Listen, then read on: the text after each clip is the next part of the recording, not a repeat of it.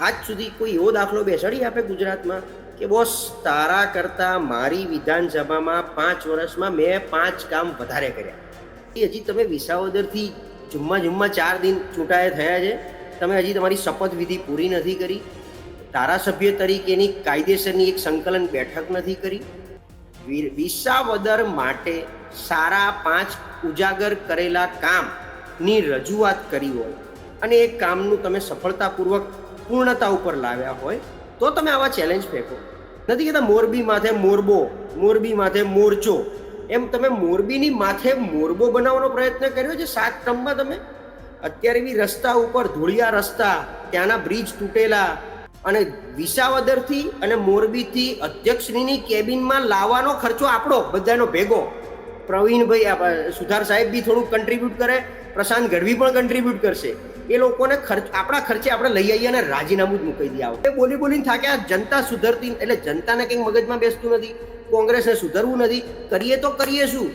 ગુજરાતમાં એક તરફ સમયાંતરે દુર્ઘટનાઓનો દોર ચાલી રહ્યો છે, બીજી તરફ રાજકારણ પણ એટલું જ ગરમાયું છે.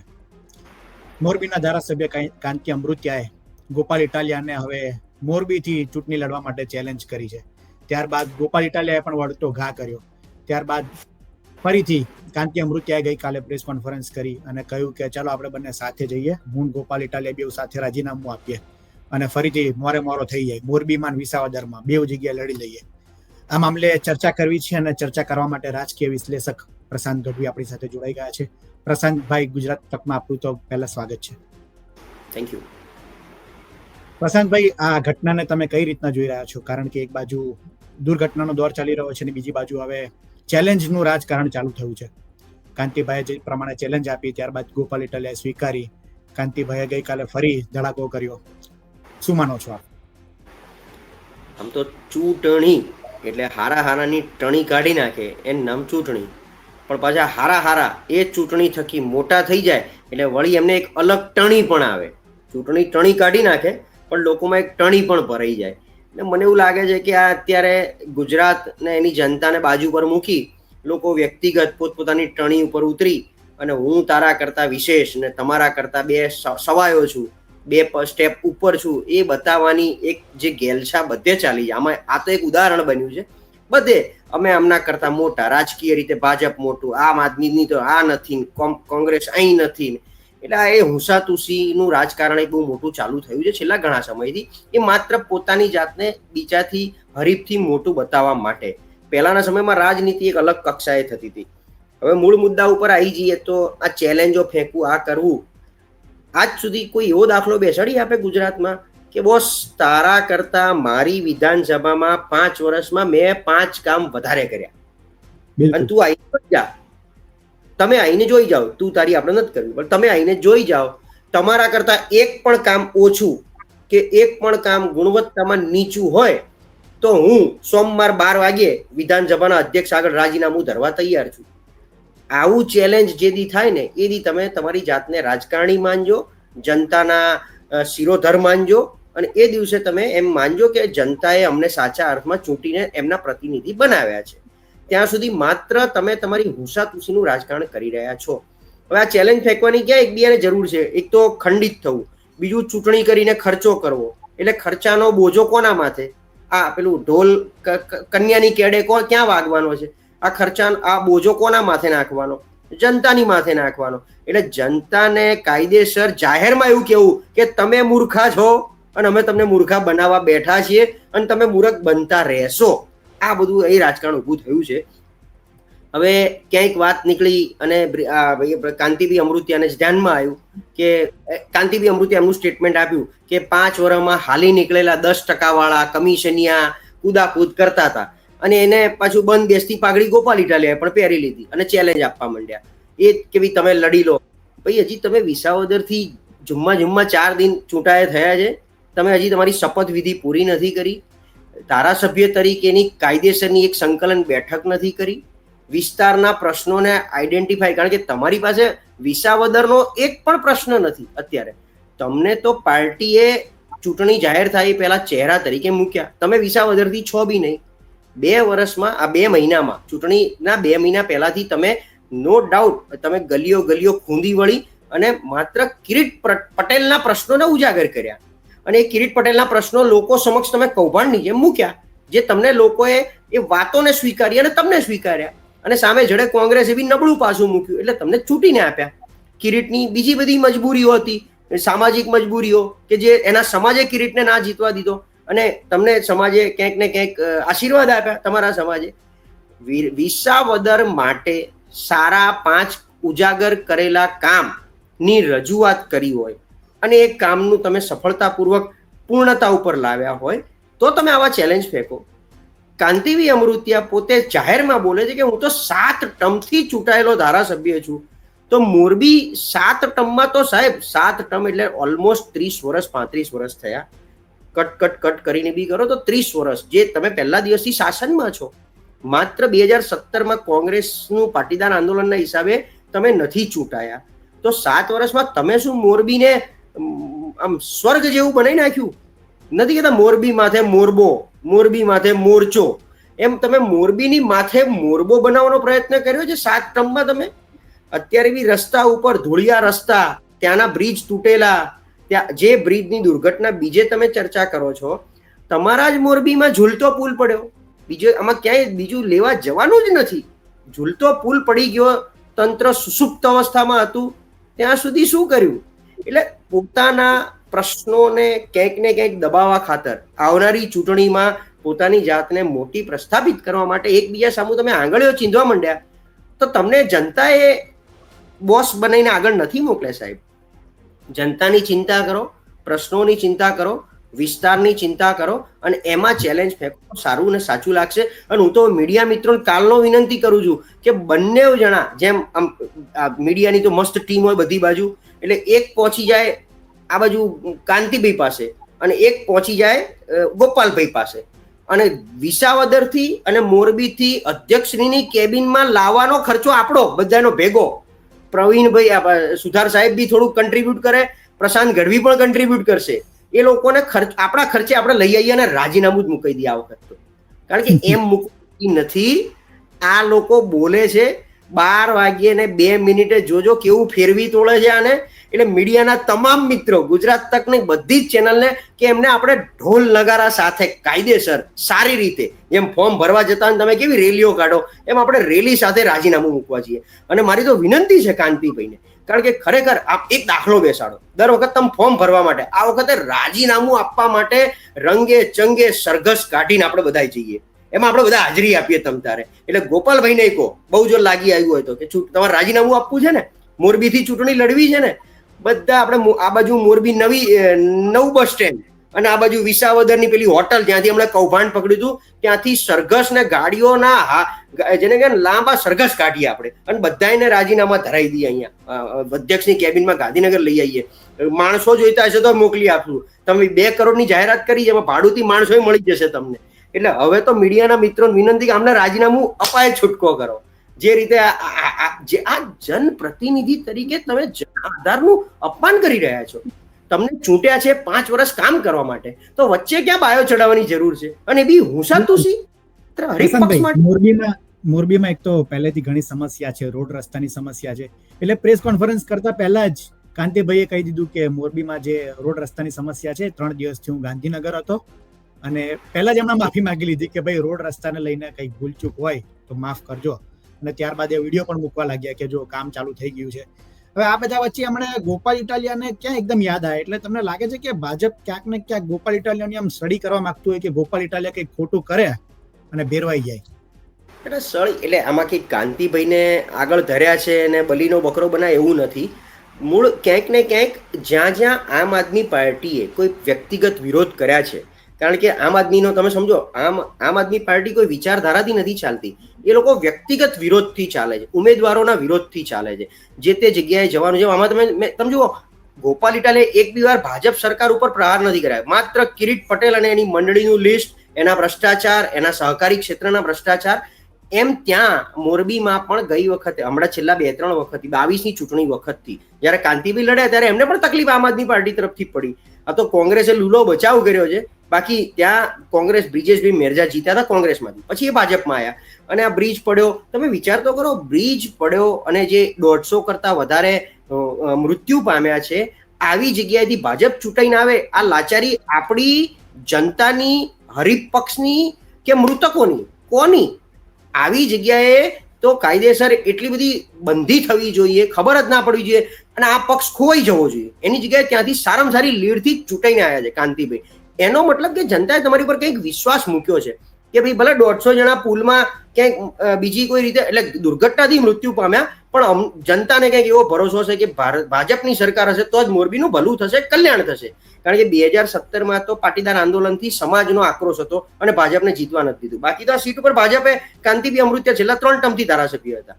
એમ કંઈક જનતાએ ભરોસો મૂક્યો છે, તો તમને જનતાએ 5 વર્ષ માટે ચૂંટ્યા છે, તો તમારે વચ્ચે શું કામ રાજીનામું આપવું છે? અચ્છા, તમે રાજીનામું આપો એટલે 6 મહિના માટે ભંગ થાય વિધાનસભા, 6 મહિના માટે મોરબીમાં ઇલેક્શન ના થાય, આવનારા 6 મહિનામાં ઇલેક્શન કરવું પડે. હવે એવી ચૂંટણી કમિશનને મૂડ આવે, ભાજપને પાછું એવો મૂડ લાગે કે નીચે જનતામાં મૂડ છે અને ભાજપને ચૂંટીને લાવશે, તો આપણે ચૂંટણી કરવી છે. બાકી ભાજપ તો એને લંબાઈ રાખશે. ઇલેક્શન કમિશન તો સ્વાયત્ત સંસ્થા કૌંસમાં છે, બ્રેકેટમાં છે, પોતાની રીતે સ્વાયત્ત તો છે નહીં, ઇન્ડિપેન્ડન્ટલી તો કોઈ ડિસિઝન લઈ શકતું નથી. એમને તો પૂછવા જવાનું છે સાહેબને કે સાહેબ હવે મોરબીની ચૂંટણી ક્યારે કરવી? હવે ત્યાં જો મોરબીનો સર્વે એવો બોલે કે ભાઈ ગોપાલભાઈ અને આમ આદમી પાર્ટી મજબૂત થઈ ગઈ છે અને આ વખતે બી વિસાવદર જેવી થવાની છે, આપણે ચૂંટણી કરવી જ નથી, હત્યા વીમા કરશું, ત્યાં સુધી ખેંચશે, તો શું કરશો તમે? આજે 2025માં બેઠા છીએ, 2.5 વર્ષ સુધી મોરબીને ધારાસભ્ય વિહોણી રાખવાની, પાંગળા કરવાના અને માઈ બાપ વગરના કરવાના છે. એના કરતા જે મળ્યું છે એ તકને તમે લો ને.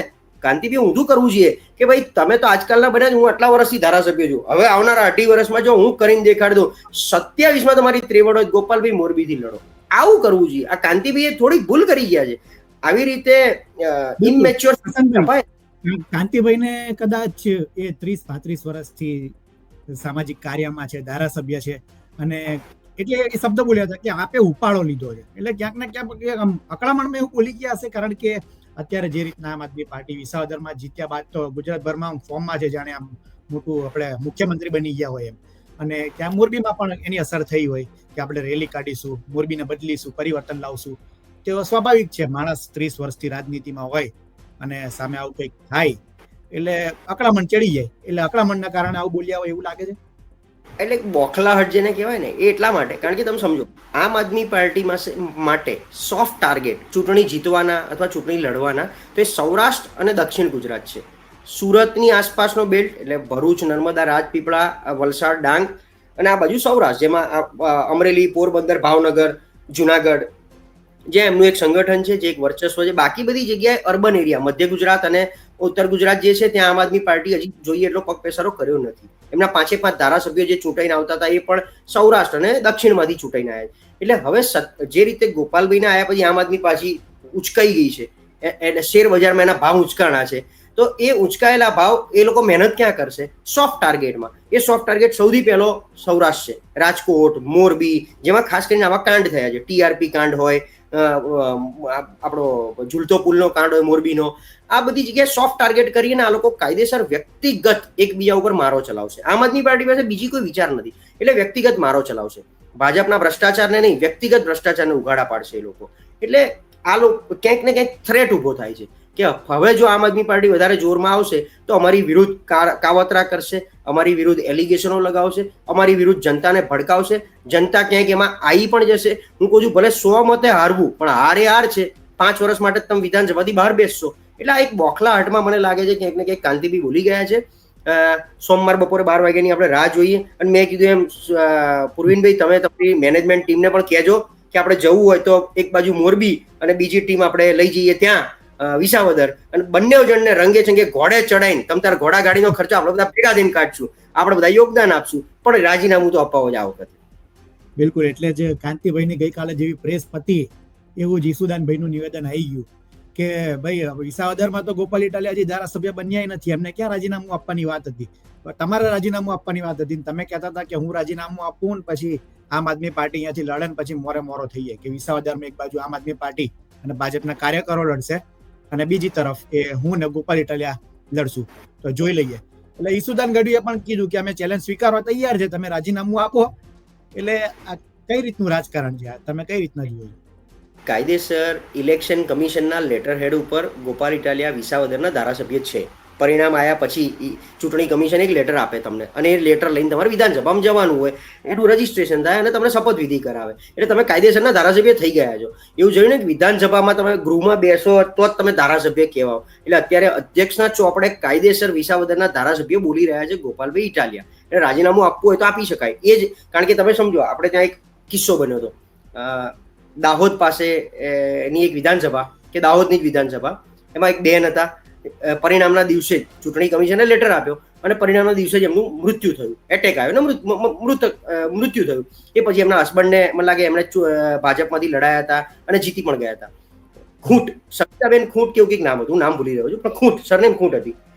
તો એ મુમેન્ટે તમે ચૂંટણી જીતી જાઓ છો, મતોની ગણતરી પૂરી થાય છે અને તમે વિજેતા જાહેર કરો, એ મુમેન્ટથી તમે ધારાસભ્ય છો જ. એ ત્યારથી તમે ધારાસભ્ય બનવાને અને રાજીનામું આપવાને લાયક થઈ ગયા છો. એટલે આપવું હોય તો આપી શકાય છે. અને જે ઈશુદાનભાઈ પાર્ટી પ્રમુખ છે, એટલે પાર્ટી પ્રદેશ અધ્યક્ષ તરીકે પાર્ટીની ચિંતા માટે અને પાર્ટીનું પેનિટ્રેશન હવે જે રીતે ગઈ વખતે 22માં 6 મહિના પહેલા પેનિટ્રેશન વધાર્યું હતું, એમ હવે 27ની ચૂંટણી પહેલા આમ આદમી પાર્ટી એનું પેનિટ્રેશન વધારી રહી છે. કોંગ્રેસ માટે ચિંતા ઉપજાઈ રહી છે, ભાજપ માટે એક માર્ગ મોકળો કરી રહી છે. કારણ કે જેટલું આમ આદમી પાર્ટી વધારે આક્રમક બનશે, જો આમ આદમી પાર્ટી સિંગલ હેન્ડ 10 સીટ ના જીતી શકે અને હવેની પરિસ્થિતિમાં કોંગ્રેસ પણ સિંગલ હેન્ડ 10 સીટ ના જીતી શકે. વાતાવરણ છે કે નહીં મને નથી ખબર, ભારતીય જનતા પાર્ટીની ફેવરમાં વાતાવરણ છે કે નહીં ખબર નથી, વિરુદ્ધમાં ચોક્કસ છે. પણ આ બંનેની અંદરની ઝઘડો, અંદરની એક ચડપડ ક્યાંક ને ક્યાંક ભારતીય જનતા પાર્ટીને સીધો ફાયદો કરી રહ્યા છે. એ કોણ કરાવે છે આપણને નથી ખબર, આમ આદમી પાર્ટી કરાવે છે કે કોંગ્રેસ કરાવે છે, પણ ફાયદો ચોક્કસ ભાજપને થઈ રહ્યો છે, એ આપણે જોઈ રહ્યા છે. એટલે હવે રાજીનામું આપવું છે કે તમારે એક જનતાના હિત માટે, જન કલ્યાણ માટે સારા કામ આવનારા 2.5 વર્ષ કરવા છે. કારણ કે એક સાથે 2 વિધાનસભા ભંગ થાય, વિસાવદર અને મોરબી, તો બંનેની જનતાને, ઓલરેડી વિસાવદરની જનતા બિચારી પાંગળી હતી, ધારાસભ્ય વિહોણી તો હતી છેલ્લા 2 વર્ષથી. 22માં ચૂંટણી થઈ ત્યારથી લગભગ બીજે જ દિવસથી એ વિહોણી થઈ ગઈ છે. તો માંડ કરીને ધારાસભ્ય મળ્યા છે, તો એમને એમની રીતે જીવવા દો. વિસાવદરની જનતાને જે સાથ સંગાત મળે છે એમાં જીવવા દો, અને મોરબીની જનતાને તમારા થકી જીવવા દો. પણ બે જણા જ્યાં છો ત્યાં કામ કરો. બીજું, તમે એક બાજુ તમે જ બધે કહો છો આ બહારી છે, આ તો સ્થાનિક નથી, તો ગોપાલભાઈને તમારે અહીં લાવીને બિન સ્થાનિક ઉપજાવવા છે અને ગોપાલભાઈએ પગલું ભરવું છે કે બિન સ્થાનિક થઈને ચૂંટણી લડવી છે. એવો કયો આત્મવિશ્વાસ છે કે ગોપાલભાઈને આખા ગુજરાતમાંથી ગમે ત્યાંથી જનતા જીતાડી દેશે? એવું ના હોય ને.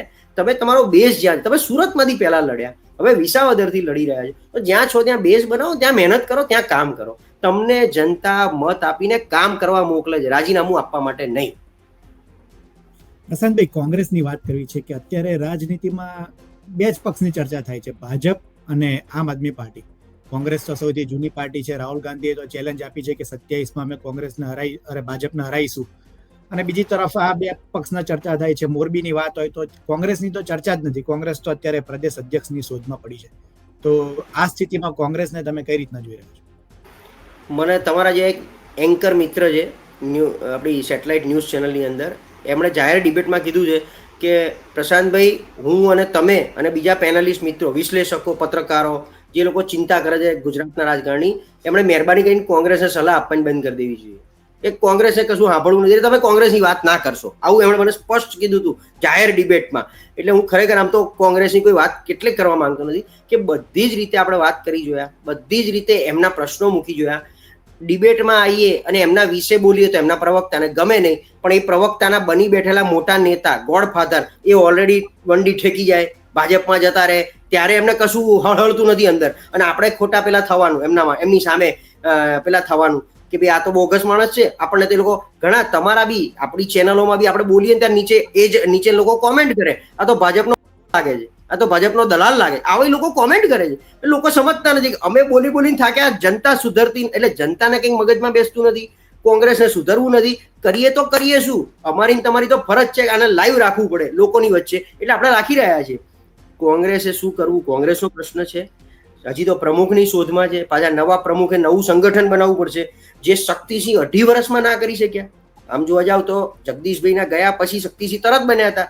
આટલો ટાઈમ થયો, એમણે એક સંગઠન માળખું નથી બનાવ્યું, અને માત્ર નૈતિકતાના આધારે તમે રાજીનામું આપી દો. સાહેબ આ ક્યાંનો ન્યાય? તો તમે 2-2.5 વર્ષમાં પક્ષને ઊંચું લાવવા શું કર્યું એ તો બતાવો. તમારી પાસે તક હતી. એ પછીની 2023માં શક્તિસિંહ પ્રમુખ બન્યા, તે પછીની બાય ઇલેક્શન આવ્યા, લોકસભાના ઇલેક્શન આવ્યા, પણ તમામ જગ્યાએ માત્ર એક લોકસભાની બેઠક હતી જે જ્ઞાનીબેન ઠાકોરના કારણે જીત્યા. એ બાદ કરતા તમામ કોંગ્રેસના ધારાસભ્યો ભાજપમાં જાય છે, ત્યારબાદ ફરી પેટા ચૂંટણી આવે છે, પણ તમામ જગ્યાએ કોંગ્રેસની હાર થઈ. જ્ઞાનીબેન જીત્યા, જ્ઞાનીબેન ઠાકોરના નામથી જીત્યા. એ કોંગ્રેસનું એક મોટો તાજ પહેરીને ચાલે તો કદાચ કોંગ્રેસને મોટી કરી બી શકે, હું ના નથી પાડતો. એ જ જ્ઞાનીબેનની વાવ વિધાનસભા કોંગ્રેસ હાર્યું, કારણ કે ત્યાં કોંગ્રેસે જ કોંગ્રેસને હરાયું. અને છેલ્લી ઘડી સુધી સ્વરૂપજી ઠાકોરને પણ આમ ધબકારા આમ રહેતા હતા તેમ છતાં જીતાડી દીધું. સામાજિક ગણો જે કંઈ ગણો, એટલે જ્ઞાનીબેન ઠાકોરની સામે સ્વરૂપજી ઠાકોર સમાજે કંઈક બતાવી દીધું, whatever I don't know. એમ કોંગ્રેસને અત્યારે શું કરવું છે? કોઈ બીજી રમત રમે છે, હમણાં શાંત રહેવું છે, એ બીજી કંઈ રાહ જોઈ રહી છે કે ઉપર ઓટોમેટિક ભાજપ પડી જશે, જનતા ઓટોમેટિક અમને ભાજપથી ત્રસ્ત થઈને જીતાડીને મોકલી દેશે, ત્યાં સુધી આપણે રાહ જોવો, કંઈ કરવું નથી. ગુજરાતમાં કોંગ્રેસે જે રીતે વાતાવરણ બનાવ્યું છે એમના ઇન્ટરનલ કોંગ્રેસનું, આવનારા 10 વર્ષ કોંગ્રેસ ઊભી થઈ શકે એવી પરિસ્થિતિમાં નથી. એનો અંદર આમ પેલું દૂધમાં ઉપર તર જામે તો તર ઉપર હોય અને નીચે દૂધ પાણી જેવું હોય, બની શકે એમ નીચે આખું પાણી છે, ઉપરની તર જે છે મલાઈ જેને કહેવાય એ ભાજપની બની ગઈ છે. એટલે દૂધ કોંગ્રેસનું, તર ભાજપની, એ મલાઈ ભાજપવાળા અને કોંગ્રેસવાળા ભેગા થઈને ખાય છે. નીચેનું જે દૂધ છે માત્ર જેમ શિવજીને ચડાવો પછી પાછલી વાડીએથી ક્યાંક જતું હોય, એ જેમ ના ગરીબના હાથમાં જતું હોય અને ગટરમાં જાય, એમ ત્યાંનો નીચેનો માલ જે દૂધનો છે ને, કાચા દૂધનો, એ માલ ગટરમાં જઈ રહ્યો છે. એ હાલત કોંગ્રેસે કરી નાખી છે. હવે એમને સમજવું જ નથી તો આપણે શું એની ચિંતા કરીએ? કાં તો એ સમજે છે તેમ છતાં આવું બિહેવ કરી રહ્યા છે, તો કારણ કે આપણને મૂર્ખા ગણે છે કે આ લોકો તો બોલે રાખે, લોકોને જે કરે આપણે જેમ કોંગ્રેસ ચલાવવાની એમ જ ચલાવવાની છે, એ રીતે ચલાવી રહ્યા છે. શું થશે મને નથી ખબર. બિલકુલ પ્રશાંતભાઈ, આપ અમારી સાથે જોડાયા, ગુજરાતની રાજનીતિ અને જે ચેલેન્જનું આ રાજકારણ નવું શરૂ થયું છે તેના વિશે ચર્ચા કરી, તે બદલ આપનો આભાર.